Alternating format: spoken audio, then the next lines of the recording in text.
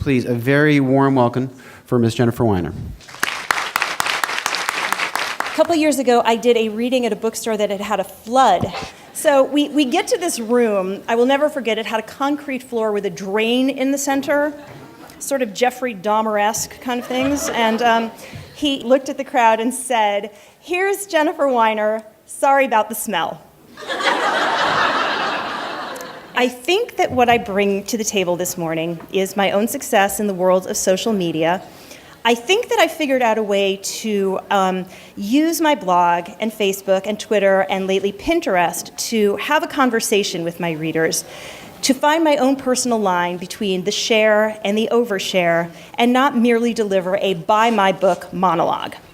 So I want to start with the good news.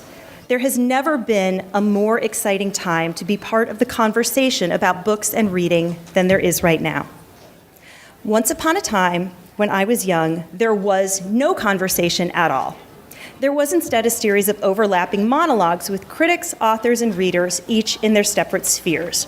Readers would discuss the books in real life and usually in private.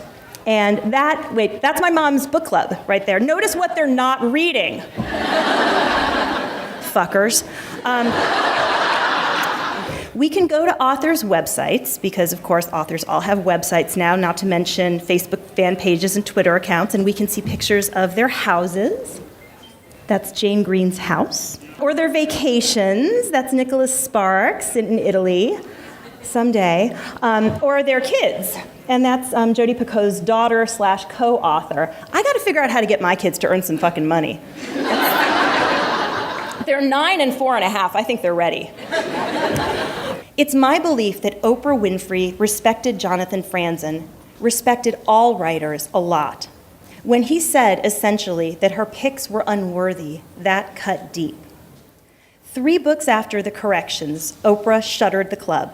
I should maybe give you a little background about this part of the speech, because when I told my agent and my best friend and my publicist I was going to talk about this, they're like, maybe you should just say a large Northeastern newspaper. Because if they piss off the Times, they're going to take it out on your next book, which is, it's called The Next Best Thing, and it comes out July 3rd. And I thought about it, and I said, okay, what else can they do to me? What other painful, embarrassing thing can happen? Can they have Henry Alford say something bitchy about me in the style section? Oh, that happened. Can they quote Jonathan Galassi, who is Jonathan Franzen's editor, making fun of my made-up German? Oh, that happened too. Can they misrepresent my sales on their bestseller list? Well, this week, my current paperback, Then Came You, is the number 8 best-selling trade paperback on BookScan, which is said to account for 70 to 80% of all sales.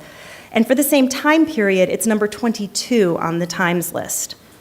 And I know what will happen, because this is what happens with every book ever since 2005. My publisher will go to the Times and say, we think Jen's book should be higher on your list, and here are our numbers supporting this claim. And the Times will say, we think Jen's book is right where it should be, and we're not showing you our numbers, they're proprietary. And there's nothing to be done, and I don't expect any better. A sale is a sale, and as long as I know that people are reading my books and enjoying them, I really can't do much about what the Times says or where they put them on their list, even though it sort of is a bummer. Anyone who's taken a women's studies class can tell you this.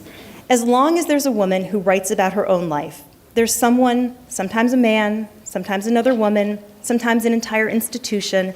It's there to tell her that what she's written is unworthy, unimportant, beneath notice, not real literature, not worth taking seriously. I was a Twitter resistor. I'd been pulled onto MySpace. I liked Facebook fine. I thought, do I really need a new microblogging site, just one more item on the daily to-do list? As it turns out, novels are fine, and blogging is fun, but Twitter could possibly be the thing that I was born for. I've been thrilled to help spread the word about writers from Gillian Madoff to Julie Buxbaum to poor Buzz Bissinger, who only got 1 Times review instead of the 2 I thought he should have expected.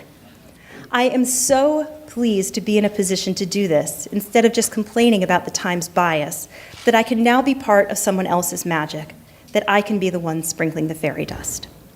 If you've got a blog, you can do this too.